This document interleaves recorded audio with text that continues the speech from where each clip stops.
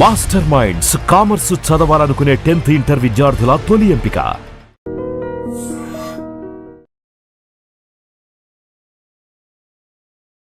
నమస్కారం, welcome to iDream. ధర్మ మార్గం విత్ విజిత కార్యక్రమానికి స్వాగతం.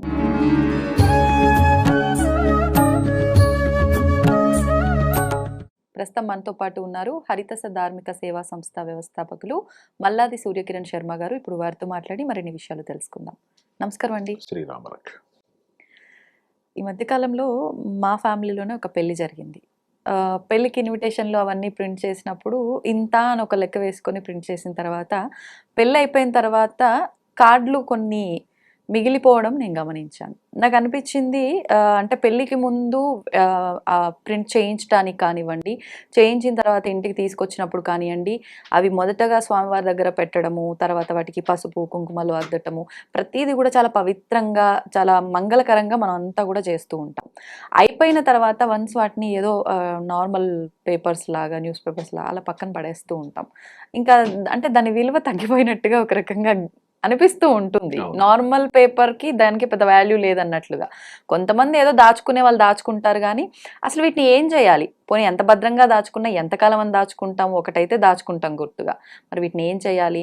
వీటిని ఏమైనా చేస్తే వీళ్ళ వివాహ జీవితానికి ఏమైనా ఎఫెక్ట్ అవుతుందా? మరి ముడిపడిందే వీటి ద్వారా కదా అనే ఒక ఆలోచన నాకు వచ్చింది. అండ్ వీటితో పాటు పూజా మందిరంలో కూడా చాలా మందికి ఉన్న డౌట్, విరిగిపోయిన విగ్రహాలు కానివ్వండి, లేదా ఏదైనా కొత్తది తెచ్చినప్పుడు పాతది రెండు పెట్టొద్దు, ఒకటి తీసేయాలి అన్నప్పుడు ఫోటోలు విరిగిపోతూ ఉంటాయి, ఫ్రేమ్స్ ఇలాంటివన్నీ. అవి ఏం చేయాలి? ఇలాంటి డౌట్స్ అన్ని చాలా ఉన్నాయండి. వాటి గురించి వివరణ ఇవ్వండి. విశదంగా చేద్దాం, విశదంగా చర్చ చేద్దాం. తప్పకుండా. సనాతన ధర్మం భగవంతుడికి ఒక ఆకారాన్ని ఇవ్వలేదు.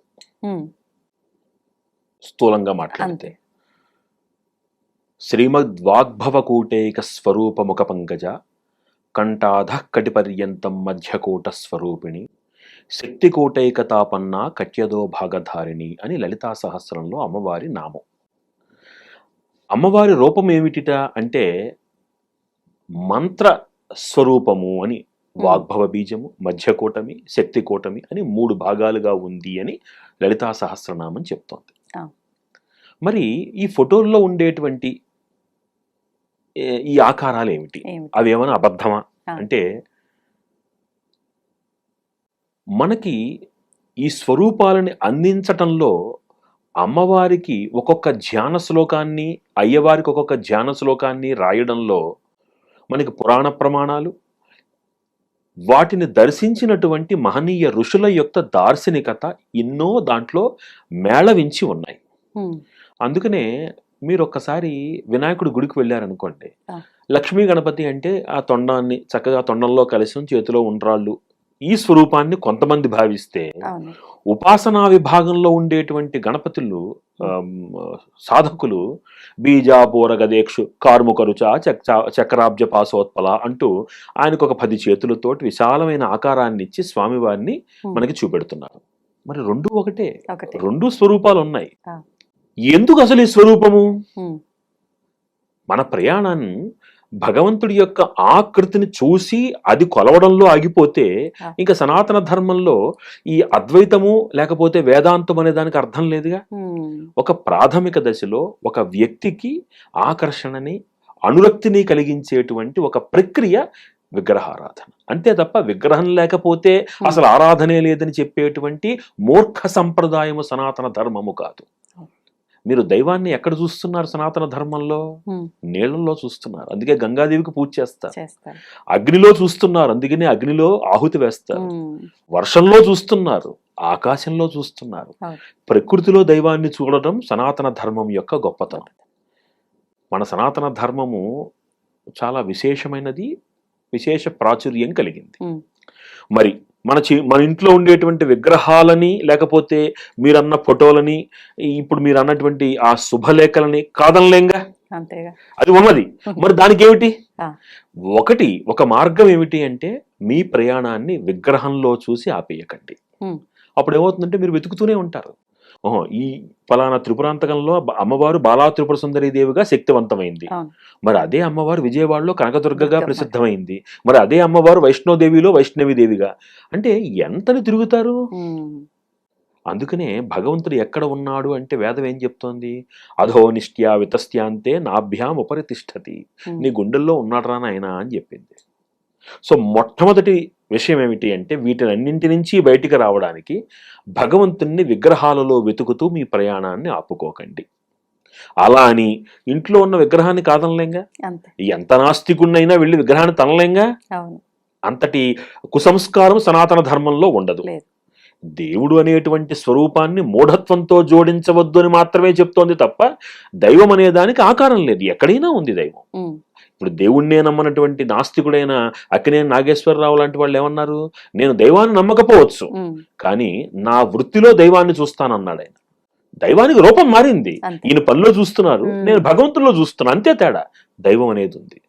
ఆ దైవం ఒక ఉత్కృష్టమైనటువంటి ప్రాకృతిక శక్తి. అవును కదా, ప్రాకృతిక శక్తి.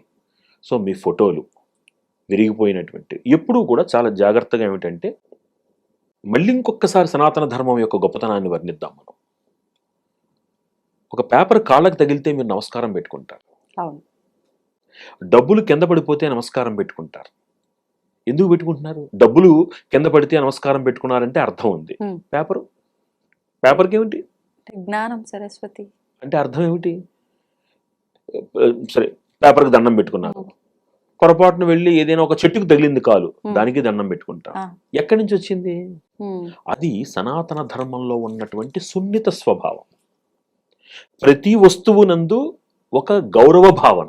అది దైవం అని కాదు. అక్కడ నేను పెద్దవాళ్ళని గౌరవించాలి, కాలు తగిలింది నమస్కారం పెట్టుకుంటాం. ఎందుకు?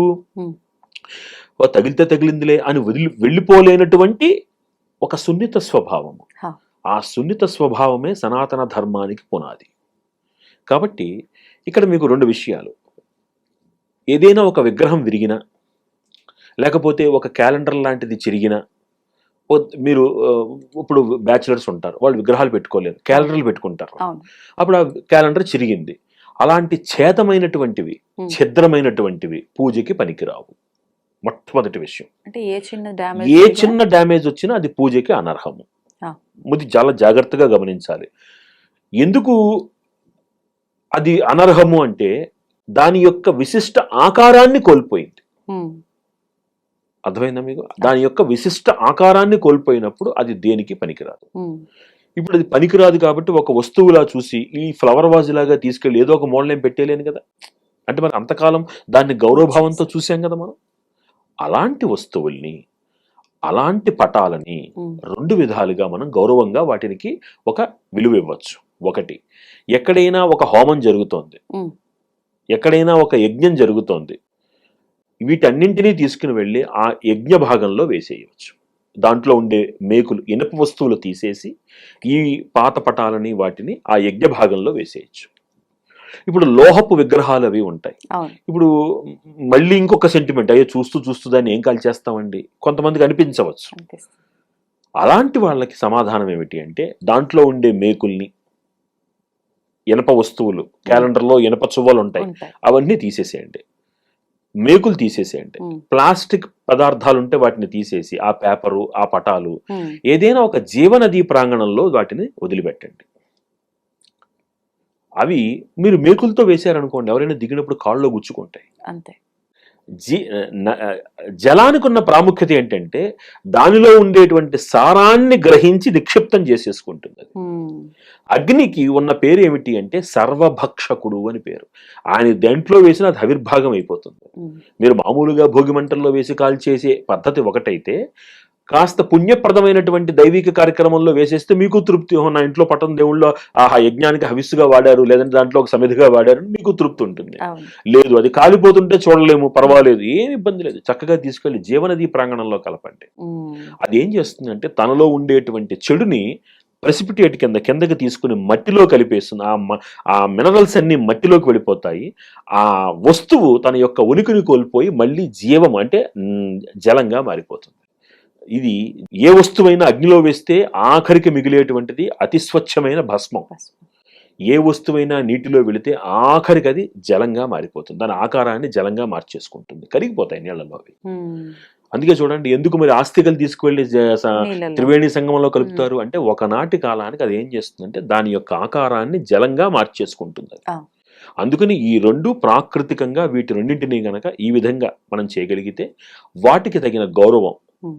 వాటికి తగిన విలువ ఇచ్చినట్టుగా అవుతుంది. దాని పేపర్ కింద భావించలేం కాబట్టి అవును. ఈ ప్రకారంగా అగ్నిలోనే వేసేయండి లేదా చక్కగా నీళ్ళలో నీళ్ళలో. కలిపేయండి, వెళ్ళిపోతుంది, వాటితో పాటు వెళ్ళిపోతాయి. మళ్ళీ ఇప్పుడు మీరు అన్నట్లుగా ఇది చేయాల్సిన రోజే కనుక వస్తే అగ్నిలో వేయటం కానివ్వండి లేదంటే నీళ్ళలో వారంతో సంబంధం ఏమైనా ఉంటుందా? ఏమీ లేదు, చక్కగా ఏమీ మీరు ఇప్పుడు తెచ్చుకునేందుకు వారం ఉమ్, ఆల్రెడీ మీరు దాన్ని తీసేసి పక్కన పెట్టేశారు. పెట్టేశాను. ఇప్పుడు దానికి ఇప్పుడు జ్వరం వచ్చింది, ఈరోజు తిథి నక్షత్రం బాగాలేదు, రేపు వెళ్దాం హాస్పిటల్కి అనుకుంటే అట్ట తీసేశారు మీరు ఆల్రెడీ దాన్ని. ఒక వస్తువు కూడనిది పూజా మందిరంలో ఉండకూడదు. ఉండకూడని వస్తువుని తీసేశారు, అయిపోయింది. అక్కడి నుంచి అంటే ఆ ప్రదేశం నుంచి అది బయటకు వచ్చేసింది. అది ఇప్పుడు మీరు షెల్ఫ్ లో ఉంటే ఉంటే నీళ్ళల్లో ఉంటే ఉంటే తీసుకెళ్ళిపోండి. నమస్కారం గురుగారు. శ్రీమాత్రేమండి. గురుగారు, వివాహ సమయంలో మనం ప్రింట్ చేయించిన పెళ్లి పత్రికలు ఏదైతే ఉంటాయో శుభలేఖలు, ముందు మనం ఒక అంచనా ప్రకారంగా ఒక లెక్క వేసుకొని ఎక్కువ తక్కువ ఉన్నీలే అన్నట్టుగా కొన్ని ఎక్కువగానే మనం ప్రింట్ చేయిస్తూ ఉంటాం. అలాంటప్పుడు అవన్నీ అయిపోతే ఓకే మనం పనిచేస్తే, లేదు అంటే కొన్ని మిగిలిపోతాయి, ఎట్లయినా కొన్ని మిగిలిపోతాయి. మరి మిగిలిపోయిన వాటిని మనం అసలు ఏం చేసుకుంటాము? వాటిని ఏదైనా మిగిలిపోతే మళ్ళీ ఉపయోగించుకోవచ్చు కానీ ఈ శుభలేఖలు మాత్రం ఉపయోగించలేము. మరి వీటిని ఏం చేయాలి? అందులోనూ శుభకార్యము, ఇద్దరి జీవితాలకు సంబంధించింది, తర్వాత ఒక కుటుంబంగా మారపోయేది. ఈ శుభలేఖలు ఏమైనా చేస్తే అక్కడ వాళ్ళ జీవితంలో డిస్టర్బెన్స్ వస్తుందేమో అనే భయం చాలా మందిలో ఉంటుంది. కాబట్టి వీటి విషయంలో ఎలాంటి జాగ్రత్త తీసుకోవాలి, అసలు ఏం చేయాలి వాటిని? చాలా మంచి ప్రశ్న అండి, తప్పకుండా తెలియజేస్తారు. ముందుగా వీక్షిస్తున్న ప్రేక్షకులందరికీ శ్రీమాత్రే నమః, శ్రీ గురుభ్యో నమః. తదేవ లగ్నం సుదినం తదేవ తారాబలం చంద్రబలం తదేవ విద్యాబలం దైవబలం తదేవ లక్ష్మీపతేయంగ్రియుగం స్మరామి. ఇక్కడ వివాహము అనేటటువంటిది ఒక అద్భుతమైనటువంటి ఘట్టంగాను, అద్భుతమైనటువంటి యోగంగాను, మనిషి జీవితంలో కర్మను అనుభవించేటటువంటి మొట్టమొదటి కారణం ఏంటంటే వివాహ వ్యవస్థ అని అర్థం. వివాహ వ్యవస్థతోనే మనిషి యొక్క కర్మ ప్రారంధం అనేటటువంటిది ప్రారంభమవుతుంది. ఇది కర్మ సిద్ధాంతం ప్రకారంగా చూసుకున్నా లేదా వివాహ వ్యవస్థ ప్రకారంగా చూసుకున్నా వివాహం అనేటటువంటిది గొప్ప సాంప్రదాయానికి అద్దం పట్టినటువంటిది వివాహ వ్యవస్థ. మీరు అన్నట్టుగా వివాహంలో అనేక వస్తువులు మిగిలిపోతూ ఉంటాయి. ఒక వివాహంలో ఉన్నటువంటి పత్రికలు కావచ్చు, వస్తువులు కావచ్చు, లేదా కొన్నటువంటి ఏదైనా ఆభరణాలు కావచ్చు, లేదంటే వస్త్రాలు కావచ్చు, ఇంకా ఏదైనా కారణం. అందులో మొట్టమొదటిది ఏమిటి అంటే కనుక శుభలేఖ. ఈ శుభలేఖకు చాలా ప్రాధాన్యత ఉంది. ఇన్విటేషన్ అనేటటువంటిది ఇతరులని మనం ఆహ్వానించడానికి వాడేటటువంటి ఒక పత్రిక. అయితే ఈ శుభలేఖ అనేటటువంటిది చాలా మట్టుకు అందరి వివాహ వ్యవస్థలోనూ శుభలేఖలు మనం ఒకటి అంచనా వేసుకుంటాము.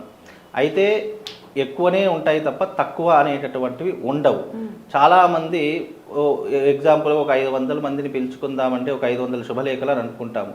వాళ్ళు ఏం చేస్తారు, 500 కొట్టారు, తప్పకుండా ఒక 50-100 ఎక్స్ట్రా కొట్టిస్తూనే ఉంటారు. బికాజ్ ఏంటి అని అంటే కనుక కొంతమందికి వెళ్ళలేని పరిస్థితుల్లో శుభలేఖలు అలాగే మిగిలిపోతూ ఉంటాయి. అయితే వివాహ వ్యవస్థలో శుభలేఖలు మిగలడం అనేది సర్వసాధారణంగా జరిగేటటువంటి విషయమే. కానీ మిగిలినటువంటి వాటిని ఏం చేయాలో చాలామందికి అర్థం కాదు. బికాజ్ ఏంటంటే పోనీ పడేద్దామా అని అంటే అవి చెత్త కుప్పలో పడిస్తే వేరే రకంగా ఉంటుంది, లేదా ఇంకా వేరే రకంగా దాచుకుందామంటే అన్ని శుభలేఖలు ఎవరు దాచుకోలేరు.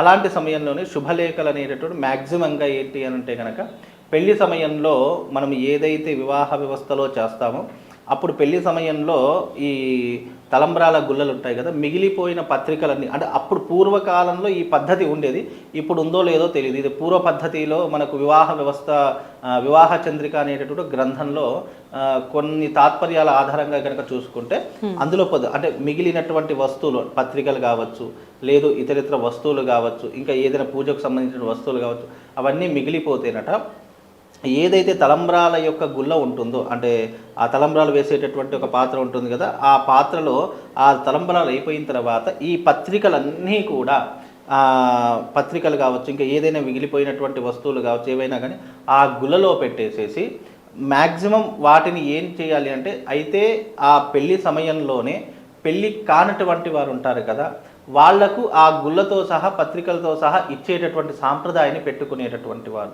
అలాగే వివాహ వ్యవస్థలో మనం నాగవల్లి అని చెప్పి చేస్తూ ఉంటాము. 5 కలశాలను పెట్టి దారం చుట్టే నాగవల్లి అని చెప్తూ ఉంటాము. అది నాగపూజ అని అర్థం. అయితే ఎవరికైతే సంతానం కాలేదో ఆ సంతానం కానటువంటి వారికి నాగవల్లితో చేసినటువంటి సూత్రం ఉంటుంది, అంటే దారం ఉంటుంది. ఎవరికైతే సంతానం కాలేదో ఆ దారాన్ని వాళ్ళకు చుట్టేటటువంటి వారు. ఇలా ఏవైతే వివాహ వ్యవస్థలో జరిగేటటువంటి అనేక సాంప్రదాయాలు ఉన్నాయో అవి చాలా మట్టుకు మన సనాతన ధర్మాన్ని ప్రోత్సహించేటటువంటిది, అలాగే ఆధ్యాత్మిక వ్యవస్థను ప్రోత్సహించేటటువంటి విషయాలు మన వివాహ వ్యవస్థలో చాలా ఉన్నాయి. అలాగే మిగిలిపోయినటువంటి వాటిని మనం చాలా మట్టుకు ఎవరికైతే వివాహం కాలేదో ఆ పత్రికలన్నీ కూడా కన్నె పిల్లలు గనక మనకి వాళ్ళకి ఇస్తే గనక వాళ్ళకి వివాహం అవుతుంది అని ఒక ప్రాచుర్యంలో ఉంది. అది ఇప్పుడు ఎవరు చేస్తున్నారో లేదో తెలియదు, కానీ అలా ఉండేటటువంటి వ్యవహారాలు చాలా మట్టుకు ఉన్నాయి. కొంతమంది ఏం చేస్తారు అని అంటే కనుక పారే నీటిలో వదిలివేయడము, లేదా దేవాలయంలో అప్పచెప్పేయడం. ఎందుకంటే కనీసం దేవాలయంలో ప్రసాదం పెట్టడానికైనా ఉపయోగపడుతుందేమో అనేటటువంటి సందర్భాల్లో కొంతమంది చేస్తుంటారు. కొంతమంది నదీ తీరంలో ఒడ్డులో కొంతమంది పారేస్తూ ఉంటారు. ఎవరి వ్యవహార శైలిని బట్టి వాళ్ళు చేసేస్తూ ఉంటారు. కాకపోతే వివాహ వ్యవస్థలు ఏంటంటే పత్రికలకు చాలా ప్రాధాన్యత ఉంటుంది. ఏదైతే మనం పత్రికలు తీసుకోవడము ఇవ్వడము ఏదైతే ఉంటుందో అది మిగిలిపోయినటువంటి పత్రికలు మాత్రం దానం చేయాలి అని శాస్త్రం. లేదా గోదావరి తీరంలో పారివేయాలి, లేదా అంటే దేవాలయంలో ఇచ్చేయాలి అనేటటువంటి శాస్త్ర ప్రతీకగా పెట్టారు. ఇప్పుడున్నటువంటి ఈ జనరేషన్లో చాలామంది ఏం చేస్తున్నారంటే పత్రికల్ని కూడా వాళ్ళకు వేసిన పూలదండలను కూడా చాలామంది మెమోరీస్గా ఒక ఫోటో ఫ్రేమ్ లాగా చేసి పెట్టుకుంటూ ఉన్నారు. ఒకటంటే పెట్టుకుంటాము, ఒక 50 100 మిగిలాయి అనుకోండి, దాన్ని పెట్టుకోలేకపోతాం. కొంతమంది ఏం చేస్తారు అంటే అలాగే ఆ పత్రికలన్నీ కూడా మూట కట్టేసి లేదా ఎర్రబట్టలు కట్టేసి పైన పాడేసేటటువంటి పత్రిక ఇప్పటికీ కూడా. అంటే మా నాన్నగారి పత్రిక మొన్న ఇల్లు క్లీన్ చేసేటప్పుడు దాదాపుగా 1967లోనో ఎప్పుడు పెళ్ళైనటువంటి పత్రిక ఇప్పుడు దొరికింది. అంటే అప్పుడు వాళ్ళు పెద్దవాళ్ళు కట్టేశారు, అది మొత్తం చెదలు పట్టుకుపోయింది అనుకోండి. కానీ అలా అంటే ఆ పాత కాలంలో ఉన్నటువంటివన్నీ కూడా మా తాతగారు చదువుకున్నటువంటి గ్రంథాలు కూడా ఇప్పుడు అంటే ఆ లిపి కూడా అర్థం కానటువంటి, అంటే ఆ పేపర్ ముట్టుకుంటే ఇలా విరిగిపోతుంది అంత ఇది. అంటే అవి చాలా పురాతనమైనటువంటి గ్రంథాలు. అయితే మా తాతగారు పురాణ పద్ధతులు అనేటటువంటి కాలానుగుణంగా మారుతాయి. ఆ పద్ధతులు ఇప్పుడు చెప్పావంటే నిన్ను వెలివాళ్ళ చూస్తారు. కాబట్టి పురాణ పద్ధతులు నువ్వు చెప్పడం మానేవేసి. ఎందుకు అంటే ఓల్డ్ ఈజ్ గోల్డ్ అని అన్నారు, కానీ ఎప్పటికైనా ఆ ఓల్డే మనల్ని కాపాడుతుందని చాలామంది అన్నారు. ఇప్పుడు గతంలో మనము తినడానికి చాలా కష్టపడాము, ఇప్పుడు తిన్నది అరిగించుకోవడానికి కష్టపడుతున్నాము. అలాంటి పద్ధతులు వచ్చేసాయి. అంటే వాస్తవానికి ఏంటంటే ఎప్పటికైనా కూడా పాతతర పద్ధతులు మనిషిని ఎన్నో రకాలుగా ప్రయోజనం కారకుండా చేస్తాయి తప్ప అవి వెనక్కి లాగేవి. అందుకే ఏదైనా కాలానుగుణంగా మారుతూ చెప్పాలంటే, కానీ పూర్వ పద్ధతులు అలా ఉండేటటువంటి. ఇప్పటికి కూడా ఎవరికైనా పెళ్లి పత్రికలు మిగిలిపోతే గనక గోదావరిలో నిమజ్జనం చేసేయడం తప్ప దానికి వేరే ఆప్షన్ లేదు. మనము మామూలుగా కాల పెట్టడం అనేది చేయలేము. లేదు ఎక్కడికైనా చెత్త కుప్పలో పారేద్దామంటే మనసు ఒప్పదు. కాబట్టి అందుకే నదీ తీరంలో కానీ లేదా నదిలో కానీ నిమజ్జనం చేసడం చాలా ఉత్తమమైనటువంటి పద్ధతి అండి. ధన్యవాదాలు. And for more videos, please subscribe to iDream channel. Subscribe to iDream Media. Please subscribe to iDream. Please subscribe to iDream. Please subscribe iDream. And please subscribe to iDream. For more videos, subscribe to iDream. please like, share and subscribe to the channel. Congratulations, iDream. Subscribe to iDream. Subscribe to iDream. So subscribe to iDream Media. iDream ki iDream team andarki huge congratulations. Please subscribe iDream Media. Please subscribe to iDream. Subscribe iDream. Please subscribe to iDream. iDream అంటే నా కళల channel subscribe చేసుకున్నారు, నోరు తిరుగుతలేదు. మీరైతే గంట గుర్తు కొట్టండి. For more such videos, please subscribe to iDream. Subscribe to iDream. Please subscribe to iDream. Please subscribe iDream Media. Please do subscribe to iDream. Please subscribe to iDream Media. For best entertainment and information, please subscribe iDream. And don't forget to subscribe to iDream.